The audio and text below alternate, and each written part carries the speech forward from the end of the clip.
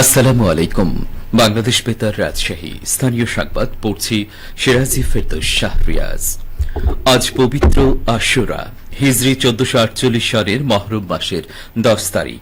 মুসলিম উম্মার জন্য তিনটি ধর্মীয়, ঐতিহাসিক ও আধ্যাত্মিক গুরুত্বসহ এবং গুরুত্ববহ এবং একই সঙ্গে গভীর শোকের দিন। 61 হিজরি 680 খ্রিস্টাব্দের 10ই মহরম এই আশুরার দিনে বিশ্ব মানব সভ্যতার ইতিহাসে এক নিদারুণ মর্মান্তিক ও বিয়োগান্তক ঘটনা সংঘটিত হয়েছিল ইরাকের ফোরাত নদীর তীরে কারবালা প্রান্তরে। ইসলামের ইতিহাসে এই দিনটি নানা কারণেই তাৎপর্যপূর্ণ ঘটনার স্মারক হলেও কারবালার মর্মান্তিক ঘটনা পবিত্র আশুরাকে দিয়েছে বিশেষ মর্যাদা। মহানবী হজরত মোহাম্মদ সাল্লাল্লাহু আলাইহি সাল্লামের প্রিয় দৌহিত্র হজরত ইমাম হুসাইন রাদিয়াল্লাহু তাআলা আনহু, তার পরিবারের সদস্য ও ঘনিষ্ঠ সঙ্গীরা হিজরি 61 সনের 10ই মহরম ইরাকের কারবালা প্রান্তরে ইয়াজিদের বাহিনীর বিরুদ্ধে সত্য ও ন্যায়ের পক্ষে অবস্থান নিয়ে শাহাদাত বরণ করেন। ইসলামের প্রকৃত আদর্শ, মানবিক মর্যাদা এবং ন্যায় বিচার প্রতিষ্ঠার সংগ্রামে তাঁদের এই আত্মত্যাগ ইতিহাসে এক অবিস্মরণীয় অধ্যায় হিসেবে বিবেচিত। এই উপলক্ষে রাষ্ট্রপতি মোহাম্মদ শাহাবুদ্দিন ও প্রধানমন্ত্রী তারেক রহমান পৃথক বাণী প্রদান করেছেন। রাষ্ট্রপতি ও প্রধানমন্ত্রী তাঁদের বাণীতে পবিত্র আশুরার মহান শিক্ষা ধারণ করে একটি শান্তিপূর্ণ, মানবিক, ন্যায়ভিত্তিক ও সমৃদ্ধ বাংলাদেশ গঠনে সকলের প্রতি আহ্বান জানিয়েছেন। পবিত্র আশুরা উপলক্ষে সরকারি ছুটি ঘোষণা করা হয়েছে। বাংলাদেশ বেতার, বাংলাদেশ টেলিভিশন এবং বেসরকারি গণমাধ্যমগুলো দিবসটির তাৎপর্য তুলে ধরে বিশেষ অনুষ্ঠানমালা প্রচার করছে। পবিত্র আশুরা উপলক্ষে সারা দেশে ধর্মীয় আলোচনা, মিলাদ মাহফিল, কোরআনখানি, দোয়া ও বিশেষ মোনাজাতের আয়োজন করা হয়েছে। শিয়া সম্প্রদায় দিনটি যথাযোগ্য ধর্মীয় মর্যাদা ও শোকাবহ পরিবেশে পালন করছে। নাটোর ও নওগাঁয় বিশ্ব মাদক সমস্যা, বিদ্যমান সমস্যা, নতুন চ্যালেঞ্জ, উদ্ভাবনী সমাধান এই প্রতিপাদ্য নিয়ে মাদকদ্রব্যের অপব্যবহার ও অবৈধ পাচার বিরোধী আন্তর্জাতিক দিবস পালন করা হয়েছে। দিবসটি উপলক্ষে নাটোর জেলা প্রশাসকের সম্মেলন কক্ষে আয়োজিত আলোচনা সভায় সভাপতিত্ব করেন জেলা প্রশাসক আসমা শাহীন। আলোচনায় অংশগ্রহণ করেন অতিরিক্ত জেলা ম্যাজিস্ট্রেট মোহাম্মদ আরিফ হোসেন ও মাদকদ্রব্য নিয়ন্ত্রণ অধিদপ্তর নাটোর জেলা কার্যালয়ের উপপরিচালক রিফারানক নিতু। এর আগে বের হওয়া মাদক বিরোধী শোভাযাত্রা কালেক্টরেট ভবন সংলগ্ন সড়ক প্রদক্ষিণ করে।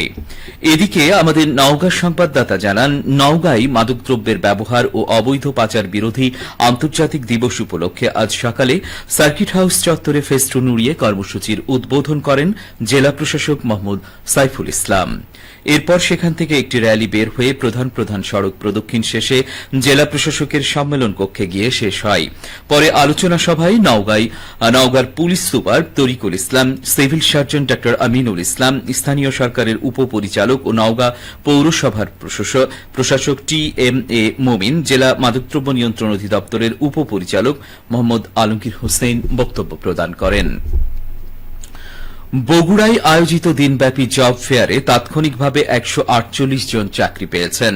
এই মেলায় বিভিন্ন প্রতিষ্ঠানে চাকরির জন্য 6.5 শতাধিক চাকরি প্রার্থী আবেদন করেন। তাদের মধ্য থেকে সাক্ষাৎকার নিয়ে 148 জনকে প্রাথমিকভাবে নিয়োগ দেওয়া হয়। অন্যদের নিয়োগ প্রক্রিয়া চলমান রয়েছে। গতকাল বগুড়া শহরের বনানী এলাকায় জব ফেয়ারের উদ্বোধন করেন বগুড়া সিটি কর্পোরেশনের প্রশাসক MR ইসলাম স্বাধীন। গাকের নির্বাহী পরিচালক ড খন্দকার আলমগীর হোসেনের সভাপতিত্বে অনুষ্ঠানে বিশেষ অতিথির বক্তব্য দেন বগুড়া পল্লী উন্নয়ন একাডেমির মহাপরিচালক ড আব্দুল মজিদ প্রামাণিক। আলোচনা শেষে অতিথিবৃন্দ বিভিন্ন প্রতিষ্ঠানের স্টল পরিদর্শন করেন। এ সময় অংশগ্রহণকারীদের মধ্যে ফলদ, বনজ ও ঔষধি গাছের চারা বিতরণ করা হয়। পাশাপাশি চরাঞ্চলের 32 জন কৃষকের মধ্যে কৃষি যন্ত্র বিতরণ করা হয়। নাটোরের লালপুর উপজেলার 50 জন ক্ষুদ্র ও প্রান্তিক কৃষকের মাঝে বিনামূল্যে পেঁয়াজ প্রণোদনার বীজ, সার ও সহায়ক উপকরণ প্রদান করা হয়েছে। গতকাল উপজেলা পরিষদ মিলনায়তনে আয়োজিত এই অনুষ্ঠানে প্রধান অতিথি ছিলেন নাটোরের জেলা প্রশাসক আসমা শাহীন। উপজেলা নির্বাহী অফিসার মোহাম্মদ বরকতুল্লাহ অনুষ্ঠানে সভাপতিত্ব করেন। স্বাগত বক্তব্য প্রদান করেন উপজেলা কৃষি অফিসার প্রীতম কুমার হোড়। উপজেলা কৃষি অফিসার জানান, প্রণোদনা কর্মসূচির আওতায় উপজেলার নির্বাচিত 50 জন কৃষকের প্রত্যেককে 1 বিঘা জমি চাষের জন্য 160 কেজি করে বীজ এবং 20 কেজি করে DAP ও MOP সার 1 কেজি কীটনাশক ও বীজ সংরক্ষণের পাত্র প্রদান করা হয়েছে। সবশেষে আবহাওয়া। আজ দুপুর 2টায় রাজশাহীতে তাপমাত্রা ছিল 35.5 ডিগ্রি সেলসিয়াস। এ সময় বাতাসে আপেক্ষিক আর্দ্রতার পরিমাণ ছিল 60%। রাজশাহী ও পার্শ্ববর্তী এলাকায় আজ সূর্যাস্ত সন্ধে 6:57 সংবাদ শেষ হল। আমাদের পরবর্তী সংবাদ বিকেল 4:05।